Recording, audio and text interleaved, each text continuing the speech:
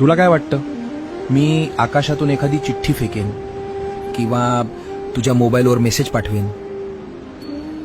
अरे मी रोज तुझ्याशी बोलतोय, पण तुझं लक्ष त्या रडण्यावर आणि हारलेल्या गोष्टींवर इतकं आहे की तुला माझे इशारे समजतच नाहीयेत. जे रस्ते मी तुझ्यासाठी अचानक बंद केलेत ना बाळा, तिथे पुढे दरी होती.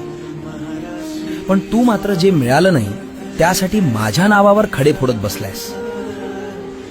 तू देवाकडे चमत्कार मागतोस, पण जेव्हा तू आतून पूर्णपणे तुटलेला असतोस आणि तरीही अचानक सकाळी उठून पुन्हा लढण्याची नवी ताकद तुझ्या अंगात येते, तुला काय वाटतं ती ताकद कुठून येते? तो माझाच मेसेज असतो. उठ, मी आहे तुझ्यासोबत. हाच तो माझा निरोप असतो.